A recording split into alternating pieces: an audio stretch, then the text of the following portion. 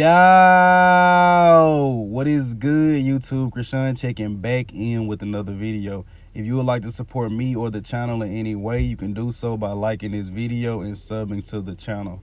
Ahmad Ashkanani has won the Saudi Pro in the 212 division, and as you guys know, Ahmad is one of my favorite athletes in the 212 division, and I still feel like 212 doesn't get too much coverage, and these athletes should be talked about a lot more.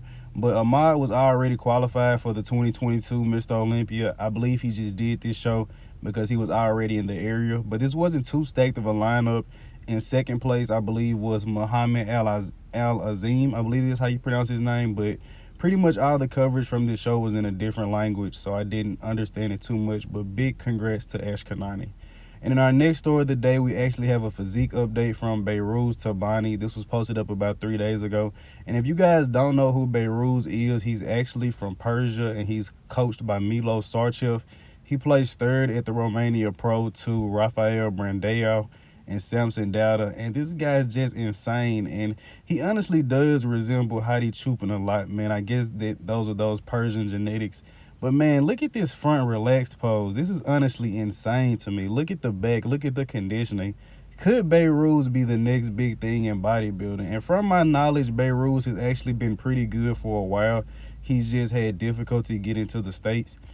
And as far as him placing high at the Mr. Olympia, in comparison to Hadi, he does look a little small, and Hadi looks small compared to some of the top guys. But Behrooz, I feel like, could definitely be a threat in the future. Hopefully he's able to get his visa and come over here and compete. You guys let me know in the comment section below, how do you guys think Behrooz could do, maybe in a Mr. Olympia lineup, so to say. But hopefully he's able to come over here and compete, man, because I think that this guy could definitely shake some things up. In the next story of the day, we're actually going to discuss Justin Rodriguez.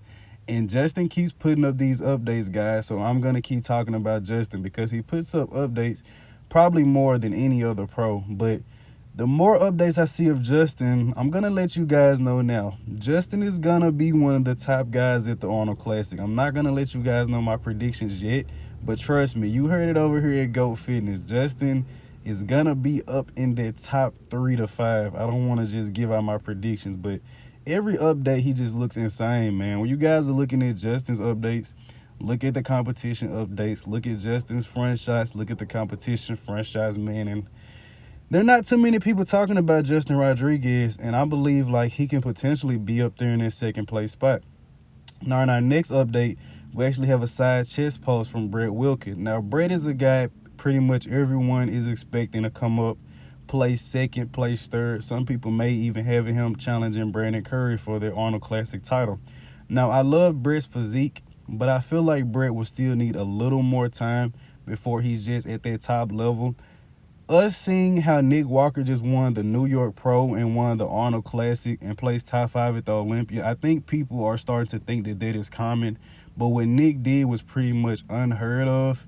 And I feel like the expectations from Nick also probably put a lot of expectations on James Hollings' head. And I feel like also on Brett Wilkin. But even if Brett doesn't place at the top, guys, he's still an amazing athlete with a bright future.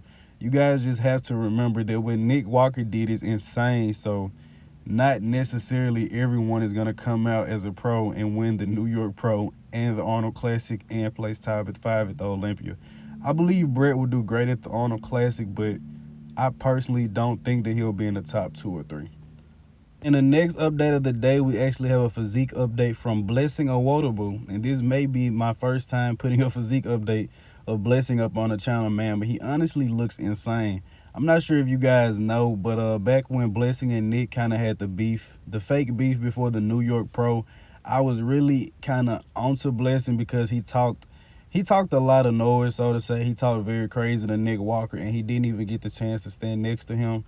Now, granted, it was hype, and it did hype up the show a lot, but I feel like if you want to talk smack to somebody, you have to at least be close to them in placings. But aside from that, Blessing is a great social media guy. He's great, you know, with making money, getting fans to come to the sport, and I'm all for that. But I just feel like he should improve his physique a little more. But from these physique updates, I'm actually very excited to see what Blessing can do this season. And honestly, outside of his conditioning, his hamstrings, and a little more fullness. Blessing has an amazing physique and definitely has an amazing future. But I just feel like him talking crazy to Nick Walker, that was a little out of hand. He maybe should have, talked to someone that he would actually get to stand next to. But that's just my take on that. And the last story of the day will actually be talking about Justin Shier. And a lot of you guys may not know who he is, but this guy just turned pro at the NPC National. He won the light heavyweight class, and he was honestly challenging Carlos Thomas Jr. for the overall.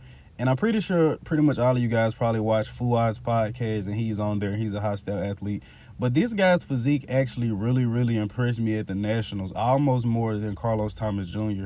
And as I said in the video of Nationals, I feel like he would compare really well with like Raphael, Sampson, Regan, those guys. But he definitely has to put on some more muscle. I'm not sure how much. I know said he was around 216 pounds, so he may have to be upwards of around 240 to compete with some of these guys. But man, look at this physique. This is honestly incredible.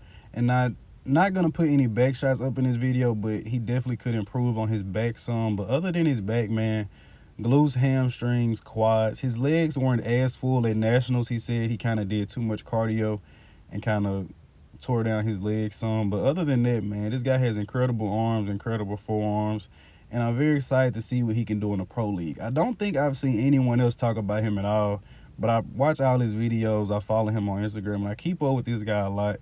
Very impressive. And just on a little side note, I believe he's missing maybe 2 or 3 fingers, and he's also broken either one of his legs twice, or he's broken both of his legs, and that's what led him to bodybuilding. But even through all of that, he's able to still train, eat right, compete.